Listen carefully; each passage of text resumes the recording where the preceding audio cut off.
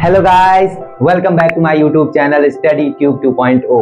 दोस्तों, पिछले कुछ वीडियोस में हमने डायरेक्ट और इनडायरेक्ट स्पीच के बेसिक कॉन्सेप्ट और सारे सेंटेंसेस के लिए डायरेक्ट से इनडायरेक्ट बनाना अच्छे से सीख लिया है। अगर आपने अभी तक वो वीडियोस नहीं देखे हैं तो आप हमारे चैनल पे जाइए और प्लेलिस्ट इसकी बनी हुई है डायरेक्ट और इनडायरेक्ट स्पीच की, आप पूरा वीडियोस देख लीजिए। आज की इस वीडियो से हम क्या करने वाले हैं, आज की इस वीडियो से हम डायरेक्ट और इनडायरेक्ट स्पीच के उन एग्जाम्पल्स को सॉल्व करेंगे जो कि यूपी बोर्ड में कई बार पूछे जा चुके हैं। तो चलिए बिना समय गवाए शुरू करते हैं आज का वीडियो। सबसे पहले हम देखेंगे, यहाँ पर एग्जांपल दिया गया है, ये यूपी बोर्ड 2014 में पूछा गया था। ये एग्जांपल क्या है? The teacher said comma inverted comma the sun sets in the west. क्या दिया गया है? टीचर ने कहा कि सूरज पश्चिम में अस्त होता है। यहाँ पर एक सेंटेंस दे दिया गया है। अब हमें इसको क्या बदलना है? डायरेक्ट से इनडायरेक्ट बनाना है। तो डायरेक्ट से इनडायरेक्ट बनाने का सबसे पहला नियम ये है कि रिपोर्टेड स्पीच में आए हुए सेंटेंस को हम पहचानते हैं। तो क्या, चलिए देखते हैं क्या है रिपोर्टेड स्पीच का सेंटेंस। तो रिपोर्टेड स्पीच के सेंटेंस को हमने देखा, वाक्य के अंत में फुल स्टॉप, ठीक। क्या इसमें क्वेश्चन मार्क आया हुआ है? नहीं आया हुआ है, यानी इंट्रोगेटिव नहीं है। क्या इसकी शुरुआत डायरेक्ट वर्ब से हो रही है?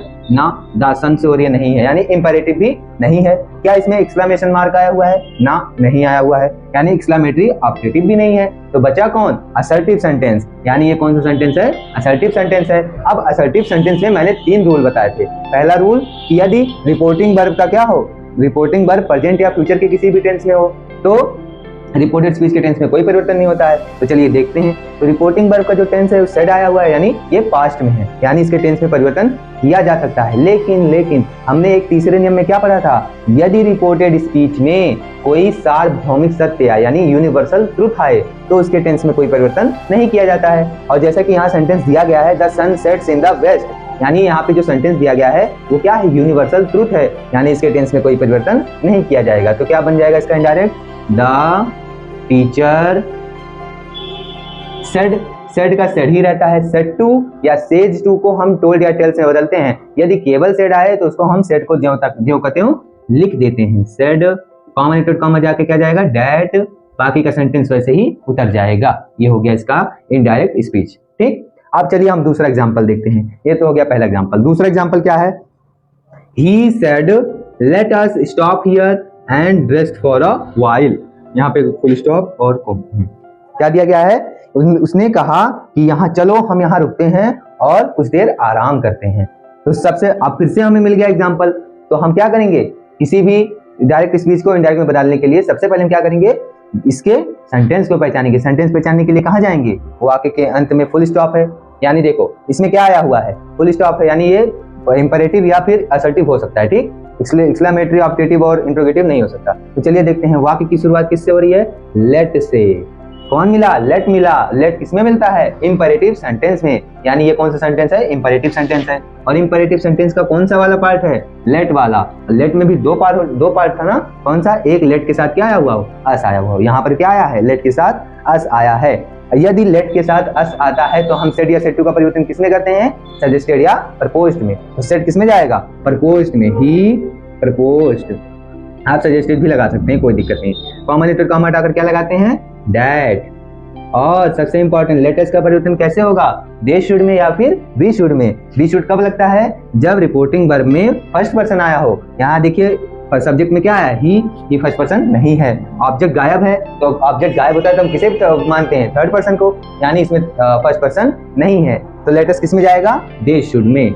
दे शुड, बाकी का सेंटेंस वैसे ही उतार लिया जाएगा। यहाँ पर हियर आया है, हियर का क्या कर देंगे? देयर कर देंगे। स्टॉप, देयर, बाकी को आगे जो है उसको ऐसे ही उतार लिया जाएगा, ठीक। ये हो गया दूसरा एग्जांपल। चलिए तीसरा देखते हैं। तीसरा क्या दिया गया है? He said comma inverted comma I must go. उसने कहा मैं जरूर जाऊंगा, मैं जाऊंगा, ठीक। तो यहाँ पर ये सेंटेंस किसमें है? सबसे पहले हम क्या करते हैं कोई भी इनडायरेक्ट स्पीच बनाने के लिए? सबसे पहले हम सेंटेंस को पहचानते हैं। सेंटेंस कैसे पहचानेंगे? इसकी शुरुआत किससे हो रही है? सब्जेक्ट से हो रही है, यानी कर्ता से हो रही है, आई। तो ये कौन सा सेंटेंस हो गया? Assertive sentence. असर्टिव सेंटेंस को हम कैसे बदलते हैं? उसके रूल्स को देखते हैं। सबसे पहला नियम, क्या रिपोर्टिंग वर्ब प्रेजेंट या फ्यूचर के किसी टेंस में है? नहीं है। पास्ट में है? पास्ट में है, तो क्या करेंगे? इसके टेंस में भी परिवर्तन किया जाएगा। लेकिन ये किस टेंस में है पहले ये पहचानते हैं। तो क्या आया हुआ है? मस्ट आया हुआ है। मस्ट किस टेंस की हेल्पिंग वर्ब है? किसी टेंस की नहीं है, ठीक। मस्ट को मॉडल, मस्ट क्या है? मॉडल वर्ब है। यानी और इसका परिवर्तन किसी में नहीं किया जाएगा। कौन कौन से मॉडल वर्ब्स का परिवर्तन नहीं होता है? जैसे मस्ट को नहीं चेंज करते हैं, शुड आया हो तो उसको भी नहीं बदलेंगे, कुड आया हो, श्योर कुड आया हो, ठीक, माइट आया हो, इसके अलावा ऑट टू आया हो, ऑट टू, नीड टू, ठीक, ऐसे ये कुछ ऐसे मॉडल वर्ब्स हैं, यदि ये रिपोर्टेड स्पीच में आते हैं तो इनका परिवर्तन नहीं किया जाता है। तो क्या बन जाएगा इसका?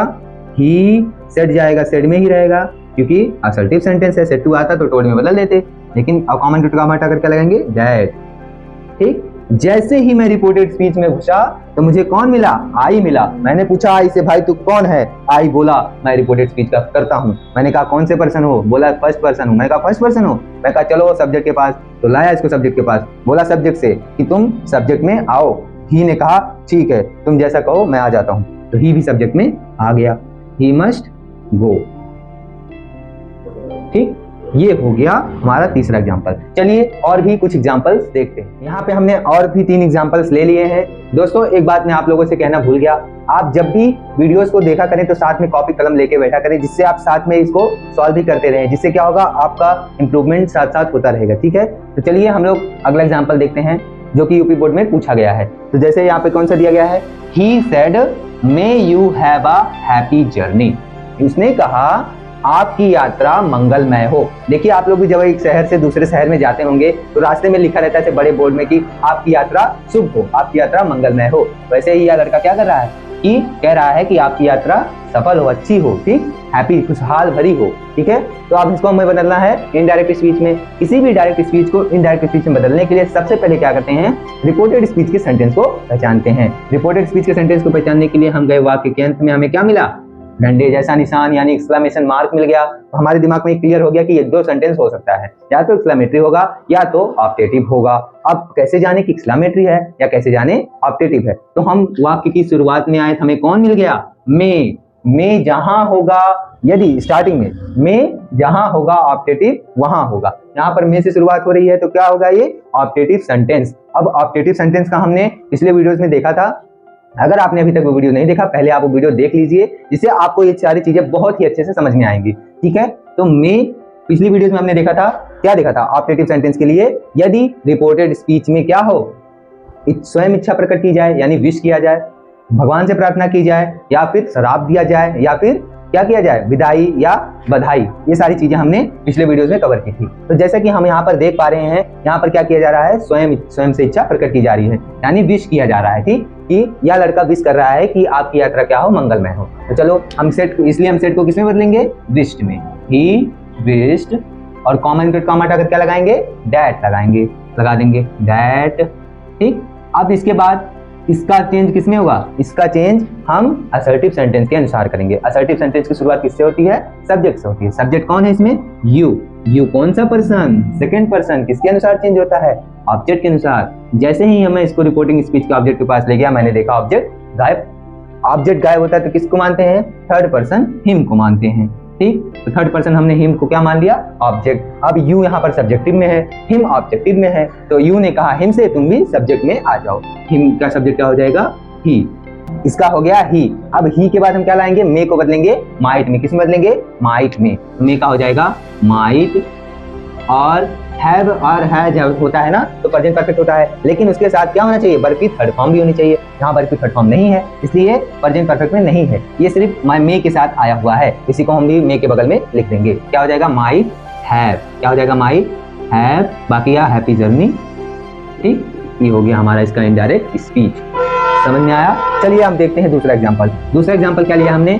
My father often says to me. मेरे पिता अक्सर मुझे कहते हैं, क्या कहते हैं? If you don't work hard, यदि तुम कठिन मेहनत नहीं करोगे, यू विल फेल, तुम असफल हो जाओगे। क्या हो जाओगे? असफल हो जाओगे। कौन कहता है? मेरे पिता अक्सर मुझसे कहते हैं। तो जैसा कि मैं यहाँ पर देख पा रहा हूँ, सेंटेंस कौन सा है? ये सेंटेंस है असर्टिव सेंटेंस, ठीक। असर्टिव सेंटेंस है तो असर्टिव सेंटेंस में 3 रूल्स बताए थे, तो इसमें से कौन सा रूल? चलिए पहला रूल नंबर 1 देखते हैं। रूल नंबर 1 क्या कहता है? यदि रिपोर्टिंग स्पीच, रिपोर्टिंग वर्ब का जो क्या हो, प्रेजेंट या फ्यूचर के किसी भी टेंस में हो, तो रिपोर्टेड स्पीच के टेंस में कोई परिवर्तन नहीं किया जाता है। तो चलिए देखते हैं रिपोर्टिंग वर्ब किस टेंस में है। तो रिपोर्टिंग वर्ब में हम देख रहे हैं सेज टू आया है। क्या आया हुआ है? Says to. Say, said, said, तो ये कौन सी फॉर्म है? फर्स्ट फॉर्म है, और इसमें क्या लगा हुआ है? यस भी लगा हुआ है। तो हमने समझ लिया ये कौन सा टेंस हो गया, present indefinite tense. Present indefinite tense की पहचान क्या होती है, सब्जेक्ट प्लस वर्ब की फर्स्ट फॉर्म में यस या यस प्लस ऑब्जेक्ट। ठीक, यहाँ पर वर्ब की फर्स्ट फॉर्म में यस या यस आ गया तो हमने समझ लिया कि क्या है, प्रेजेंट इंडेफिनिट में है। और रूल नंबर 1 क्या कहता है, प्रेजेंट या फ्यूचर के किसी भी टेंस में हो रिपोर्टिंग वर्ब तो रिपोर्टेड स्पीच के टेंस में कोई परिवर्तन नहीं किया जाता है। सिर्फ रिपोर्टेड स्पीच के टेंस में कोई परिवर्तन नहीं होगा, बाकी और चीजें जो बदली जाएंगी वो बदली जाएंगी, यानी पर्सन चेंजिंग होगा। तो चलिए हम देखते हैं क्या बनता है इसका। My father often says to किसमें जाएगा, टेल्स में, says to tells me, comma into comma हटाकर डैड, इफ को ऐसे उठा लेंगे। यू कौन सा पर्सन है, सेकंड पर्सन ऑब्जेक्ट के अनुसार, ऑब्जेक्ट कौन है, मी। यू ने कहा मी से तुम सब्जेक्ट में आओ, क्योंकि मैं सब्जेक्ट में हूं। मी ने कहा, आपने बुलाया और मैं आई। ये क्या हो जाएगा इसका सब्जेक्ट, आई। क्या हो जाएगा, आई। और don't, do not, does not हो तो क्या हो जाएगा, किसमें जाएगा, प्रेजेंट इंडेफिनिट। प्रेजेंट इंडेफिनिट किसमें जाता है, पास्ट इंडेफिनिट। लेकिन हमने यहाँ पर क्या पढ़ा कि रूल नंबर 1 को फॉलो करता है, इसलिए इसके टेंस में कोई परिवर्तन नहीं किया जाएगा। तो डू नॉट को ही रहने देंगे, डू नॉट को डू नॉट रहने देंगे। वर्क हार्ड, ठीक। अब इसके बाद फिर से यू आया, यू सब्जेक्टिव में है, फिर से मी के पास गया, सेकंड पर्सन है ना, मी के पास गया, मी का सब्जेक्ट क्या होता है, आई। फिर से हम क्या कॉमा लगा के आई लिखेंगे, आई विल फेल। ठीक, यहाँ पर शैल भी कर सकते हैं क्योंकि आई वी के साथ शैल लगता है और यू के साथ विल लगता है। ठीक, तो यहाँ पर हम शैल भी लिख सकते हैं। ठीक है, ये हो गया हमारा दूसरा एग्जाम्पल। चलिए तीसरा एग्जाम्पल देखते हैं। तीसरा एग्जाम्पल क्या दिया गया है, he said oh what a chance, oh what a chance. वह बोला वाह क्या मौका है। ठीक, वो क्या कर रहा है, आश्चर्य व्यक्त कर रहा है। देखिए आश्चर्य की बात आ गई, हमने समझ लिया कि ये एक्सक्लेमेटरी सेंटेंस है, यानी एक्सक्लेमेटरी है और आश्चर्य आया हुआ है, तो सेड या सेड टू किसमें जाएगा, एक्सक्लेम्ड विद सरप्राइज में। बना देते हैं, ही exclaimed with सरप्राइज। क्या हो जाएगा, सरप्राइज। ठीक, कॉमा लेटर कॉमा हटाकर क्या लगाएंगे, डैट, डैट। और ओ को भी हटा देंगे। ओ किस लिए बोला गया था, सरप्राइज व्यक्त करने के लिए ना। जब बहुत ज्यादा सरप्राइज होता है तो हम ओ ऐसे मुंह निकलता है ना, ऐसे मुंह बनता, ओ ये क्या हो गया, तो ओ के लिए सरप्राइज आ गया। ठीक, अब इसके बाद क्या आया है, वाटा आया है, वाटा, वाटा, वाटा चांस। तो क्या होगा, वाटा किसमें जाएगा, आ वेरी में या आ ग्रेट में। वेरी में और ग्रेट में कब जाता है, मैंने पिछले वीडियोस में आपको बताया है। वेरी में कब जाएगा, जब एडजेक्टिव आया हो, और ग्रेट में कब जाएगा, जब नाउन आया हो। तो वाटा के बाद कौन आया है, चांस। चांस माने मौका, यानी मौका किसी की विशेषता नहीं बता रहा, यानी ये क्या है, नाउन है। तो इसके साथ क्या लगेगा, आ ग्रेट लगेगा। क्या लगेगा, आ ग्रेट। अगर सिर्फ हाउ आता तो तब वहां पर लगाते ग्रेट, लेकिन वाटा आया है इसलिए क्या लगाएंगे, आ ग्रेट। इसमें एक चीज छिपा होता है, इट इज, इट इज छिपा होता है। तो इट इज को आप क्या लिख सकते हैं, यहाँ पर डैट के बगल में लिख सकते हैं, it was a great chance. ठीक, किसी भी एक्सक्लेमेटरी सेंटेंस में अगर वो सरप्राइज वाला है और उसमें ऑब्जेक्ट नहीं दिया है तो वहां पर हम इट इज को ऑब्जेक्ट मान सकते हैं। ठीक है, व्हाट अ चांस माने यह मौका, बहुत क्या मौका था ये ना, ये मौका था, यानी यह। तो उसके लिए हम क्या लगा सकते हैं, इट इज लगा सकते हैं। तो अगर हम इट इज लगाते हैं तो क्या बन जाएगा, इट वाज, इसका क्या जाएगा, वाज अ ग्रेट चांस। क्या बनेगा, it was a great chance. ठीक, ये हो गया हमारा राइट आंसर। कोई भी एक्सक्लेमेटरी सेंटेंस हो, मैं आपको बता दूं, अगर उसमें सरप्राइज आ रहा हो, हाउ या वाटा आया हो और उसमें ऑब्जेक्ट ना दिया गया हो, यानी सब्जेक्ट ना दिया गया हो, तो उसमें हम इट इज को मान लिया जाता है। ठीक, तो इट इज का क्या हो जाएगा, it was a great chance. ठीक, ये हो गया हमारा एक्सक्लेमेटरी सेंटेंस का। चलिए 2-3 एग्जांपल्स और देखते हैं। यहाँ पर हमने कुछ और एग्जांपल्स भी ले लिए हैं जो कि यूपी बोर्ड में पूछे जा चुके हैं। तो पहला एग्जांपल क्या लिया हमने, he said to the servant, उसने अपने नौकर से कहा, have you posted the letter, क्या तुमने लेटर को पोस्ट किया है। द सर्वेंट सेड, सर्वेंट ने कहा, यस, हाँ मैंने कर दिया है। ठीक, यहाँ पर एक सेंटेंस दिया गया और साथ में उसका आंसर भी दिया जा रहा है, यानी 2 सेंटेंसेस साथ में दिए गए हैं। अब इसका इनडायरेक्ट कैसे बनाएंगे, सबसे पहले हम पहले सेंटेंस को देखते हैं। इसमें क्या आया हुआ है, हंसिए जैसा निशान। रिपोर्टेड स्पीच के अंत में क्या मिल गया, हंसिए जैसा निशान। हमने समझ लिया कि एक सेंटेंस कौन सा है, इंट्रोगेटिव सेंटेंस है। अब इंट्रोगेटिव सेंटेंस 2 प्रकार का होता है, हेल्पिंग वर्ब टाइप और क्वेश्चन वर्ब टाइप। तो वाक्य की शुरुआत किससे हो रही है, हैव से हो रही है, यानी हैव क्या है, हेल्पिंग वर्ब है, इसलिए कौन सा टाइप हो गया, हेल्पिंग वर्ब टाइप हो गया। सेड या सेड टू किसमें जाएगा, सेड या सेड टू आस्क्ड में, कॉमा इंक्लूड कॉमा इफ या वेदर में। चलिए बनाते हैं, क्या हो जाएगा, ही सेड टू किसमें जाएगा, asked the servant, comma include comma हटाकर लगाएंगे इफ। अब ये सेंटेंस किसमें था, इंट्रोगेटिव में था, ये किसमें जाएगा, असर्टिव सेंटेंस में चेंज होगा। और असर्टिव सेंटेंस की शुरुआत किससे होती है, सब्जेक्ट से होती है। सब्जेक्ट कौन है इसमें, यू। यू कौन सा पर्सन, सेकंड पर्सन, किसके अनुसार, ऑब्जेक्ट के अनुसार। ऑब्जेक्ट कौन है, द सर्वेंट। द सर्वेंट है ऑब्जेक्ट, तो सर्वेंट का ऑब्जेक्ट सर्वेंट मतलब नौकर, नौकर मतलब वह, यानी इसका सब्जेक्ट क्या होगा ही, तो ही यहाँ पर आ जाएगा। इफ ही और हैज और हैव और वर्ब की थर्ड फॉर्म जहां होगा प्रेजेंट परफेक्ट वहां होगा, उसका किस में चले जाएगा पास्ट परफेक्ट में। पास्ट परफेक्ट की सहायक क्रिया एक अकेली कुंवारी सहायक क्रिया हैड, तो ही के साथ क्या लगेगा हैड पोस्टेड द लेटर, बाकी को ज्यों का त्यों उतार लिया जाएगा। ठीक, ये हो गया। और साथ में देखो इसका उत्तर भी तो मिल रहा है, सर्वेंट ने उत्तर भी दिया है, तो यहाँ लिखेंगे एंड द सर्वेंट क्या कर रहा है, उत्तर देना है ना, रिप्लाई दे रहा है। जैसे आप लोग कोई मैसेज करता है तो आप लोग क्या करते हो, रिप्लाई करते हो, तो रिप्लाई मतलब क्या होता है उत्तर देना, तो सर्वेंट ने उत्तर दिया एंड द सर्वेंट रिप्लाइड, किसमें दिया यस दिया ना, तो इसको हम लिख सकते हैं इन अफर्मेटिव या फिर अफर्मेटिवली। ठीक, अगर वहां पर नो बोलता तो इन नेगेटिव करते हैं, तो क्या करेंगे इन अफर्मेटिव, अफर्मेटिव माने सकारात्मक।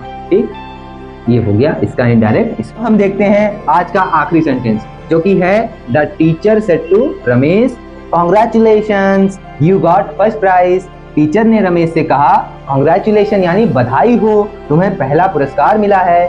ठीक, तो यहाँ पर कांग्रेचुलेशन ऐसा शब्द है जो कि बधाई के लिए ही यूज किया जाता है, तो हमें क्लियर हो गया कि कौन सा सेंटेंस है, ऑप्टेटिव सेंटेंस है। और ऑप्टेटिव सेंटेंस में सेड या सेड टू का परिवर्तन किसमें करते हैं, विश्ड में, अगर बधाई आ रहा हो तो लेकिन यहाँ पर क्या आया हुआ है कांग्रेचुलेशन आया हुआ है जो कि खुद ही बधाई को व्यक्त करता है, तो इसलिए हम सेड टू को विश्ड में ना बदलकर कांग्रेचुलेशन क्या ही वर्ड कांग्रेचुलेटेड में बदल देंगे। क्या हो जाएगा द टीचर, सेड टू जाएगा कांग्रेचुलेटेड में, कांग्रेचुलेटेड रमेश, रमेश कॉमा कॉमा किस में जाएगा डैट में। ठीक, इसके बाद जो सेंटेंस बचा हुआ है उसको हम असर्टिव सेंटेंस के रूल्स के हिसाब से चेंज करेंगे। यू गॉट फर्स्ट प्राइज, यहाँ पर यू क्या है सब्जेक्ट है, यू फर्स्ट पर्सन नहीं सॉरी सेकंड पर्सन है, तो सेकंड पर्सन किसके अनुसार चेंज होगा ऑब्जेक्ट के अनुसार। ऑब्जेक्ट क्या है रमेश, रमेश का सब्जेक्ट ही, तो यहाँ पर क्या हो जाएगा ही। इसके बाद GOT गॉट, गॉट आया है, गॉट कौन सा फॉर्म है वर्ब की second form, get got gotten, यहाँ पे वर्ब की सेकंड फॉर्म है। वर्ब की सेकंड फॉर्म किसमें आती है पास्ट इंडेफिनिट में, पास्ट इंडेफिनिट किसमें जाएगा पास्ट परफेक्ट में, तो गॉट का क्या हो जाएगा गॉटन। और पास्ट परफेक्ट में कौन सी हेल्पिंग वर्ब लगती है हैड, हैड प्लस वर्ब की थर्ड फॉर्म, तो क्या हो जाएगा he had gotten first prize. ठीक, ये हो गया आज का आखिरी सेंटेंस। वीडियो में इतना ही, अगली वीडियोस में फिर से हम यूपी बोर्ड के और कुछ एग्जांपल्स को सॉल्व करेंगे, तो बने रहिएगा हमारे चैनल पर। अगर आपने अभी तक चैनल को सब्सक्राइब नहीं किया है तो अभी स्टडी ट्यूब 2.0 चैनल को सब्सक्राइब कर लीजिए। तब तक के लिए धन्यवाद, मिलते हैं अगली वीडियो में।